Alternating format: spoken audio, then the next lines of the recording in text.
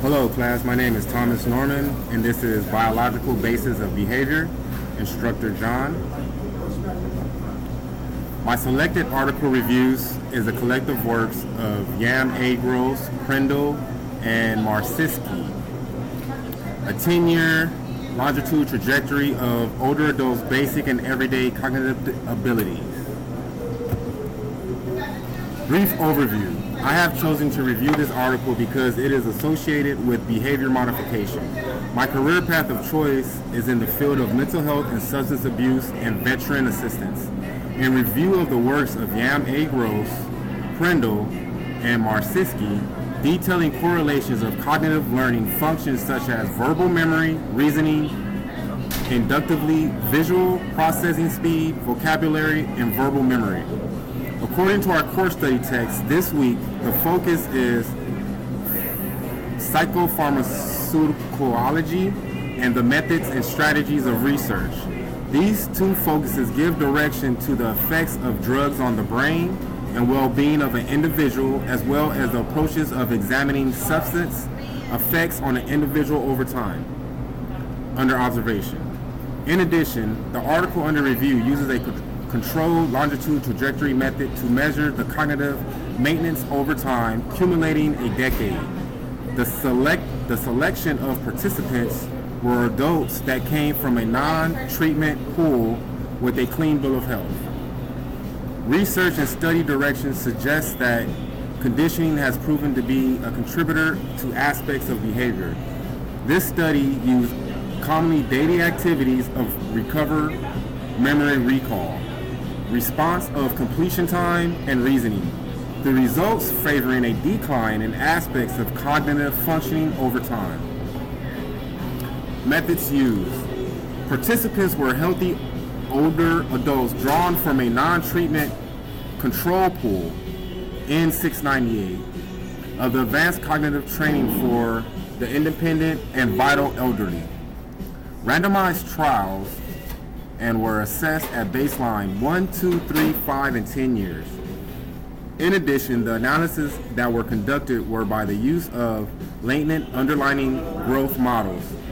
These models examined the connection between levels and change in basic cognitive abilities, measured using laboratory-based tests.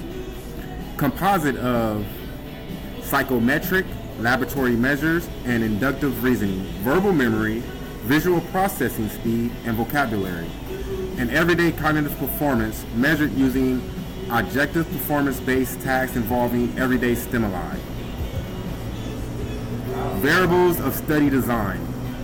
The variables of this study focus on the comparing slopes of cognitive constructs that took into consideration of age, sex, general health intercept, reasoning intercept, memory intercept, speed intercept, vocabulary intercept, and reasoning slope.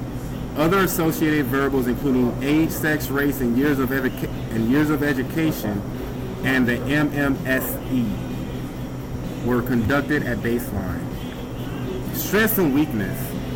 This article outlines some concerns of limitations associated with the study design. For instance, the article outlines 4 limitation concerns. Concern 1, a more thorough neuropsychological battery could be measured multiple aspects of executive functioning, as well as subdomains of memory and processing speed.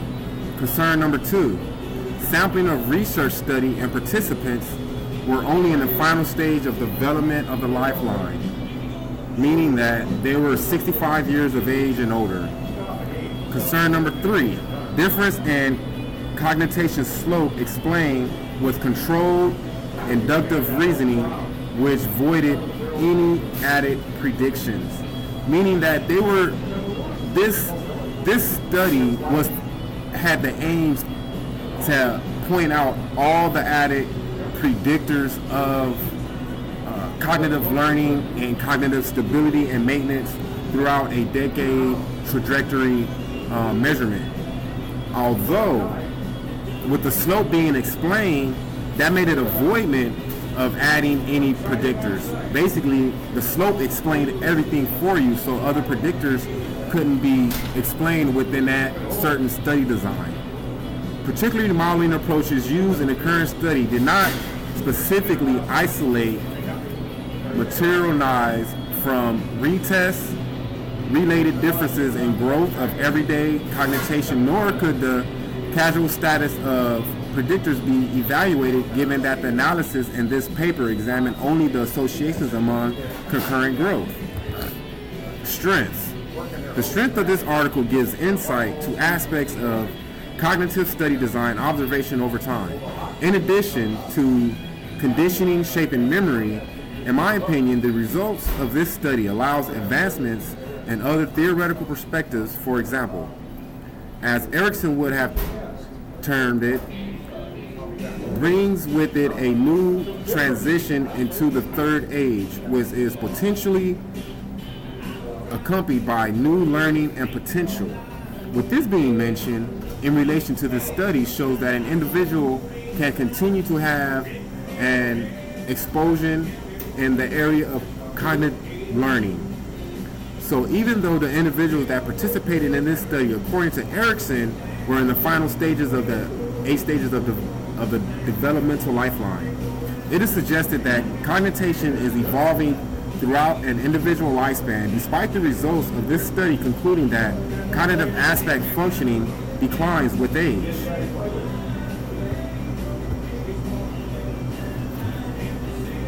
In reflection of the review of the works in this article, I found it interesting that conditioning for an individual up to the age of 65 still presented out of just normal activity habits. And even though their actual processing time of speed deteriorated with age over time, what I found most interesting was the fact that the conditioning of their lifeline presented something as a normal behavior.